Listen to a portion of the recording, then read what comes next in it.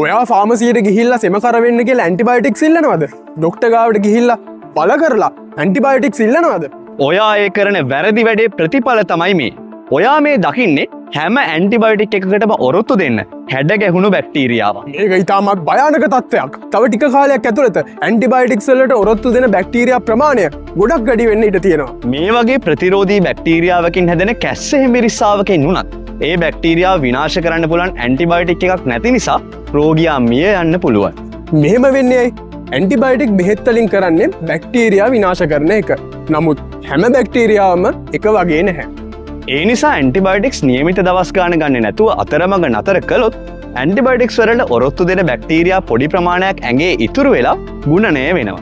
ඔයාගේ රෝග ලක්ෂණ අඩුවුණු ගමන් ඇන්ටිබයොටික්ස් ගන්නේ නැතුව ඉතුරු බෙහෙත් නතර කළොත් ඔයාගේ ලෙඩේ සනීප වුණත් ඔයා සමාජයට මුදාහරින්නේ ඇන්ටිබයොටික්ස් වලට ප්‍රතිරෝධී ඉතා භයානක බැක්ටීරියා ප්‍රභේදයක්. ඒ නිසයි වෛද්‍යවරු දිගින් දිගටම කියන්නේ නියමිත දවස් ගාන ඉවර වෙනකන් ඇන්ටිබයොටික්ස් ගන්න කියලා. ඒ වගේම ඇන්ටිබයොටික්ස් නිවැරදි මාත්‍රාව නිවැරදි වෙලාවට ගන්න එකත් ගොඩක් වැදගත්. මතක් වුණු වෙලාවට විතරක් ඇන්ටිබයොටික් එක බොන එක, හිතුණු පැති ගන්න බොන එක වගේ වැරදි පුරුදු නිසාත් ප්‍රතිරෝධී බැක්ටීරියා හැදෙන්න පුළුවන්. ප්‍රතිරෝධී බැක්ටීරියා හැදෙන්න අනෙක් ප්‍රධාන හේතුව තමයි හැමෝම දැන් හැම ලෙඩේටම ඇන්ටිබයොටික්ස් ගන්න හදන එක. ඇන්ටිබයොටික්ස් වැඩ කරන්නේ බැක්ටීරියා වලට විරුද්ධව විතරයි. අපිට ගොඩක් උණෙහිමිරිස්සා රෝග හැදෙන්නේ වෛරස් වලින්. මේ වෛරස් ඇන්ටිබයොටික්ස් වලින් විනාශ වෙන්නේ නැහැ. ඒ නිසා වෛද්‍යවරයෙක් ඔයාට ඇන්ටිබයොටික්ස් ලබා දෙන්නේ ඔයාගේ රෝගය බැක්ටීරියාවකින් හැදුණු බව තීරණය කරාට පසුවයි.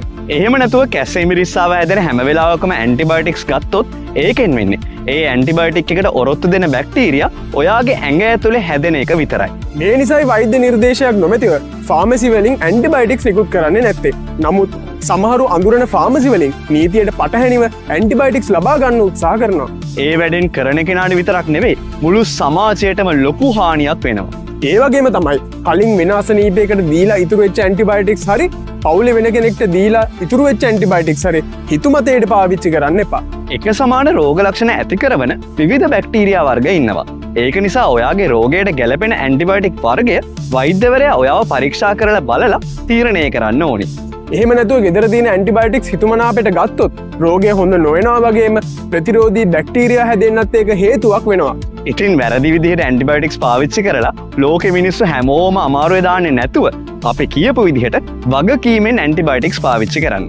ඉතින් මේ ඉතා වැදගත් පණිවිඩය හැමෝටම දැනගන්න ෂෙයා කරලා ලොකු අනතුරක් වළක්ව ගන්න දායක වෙන එක ඔයාලා හැමෝගෙම වගකීමක්. මීට අමතරව ඔයාලට තියෙන සෞඛ්‍ය ගැටලු මේ වීඩියෝ එකට කමෙන්ට් කරන්න.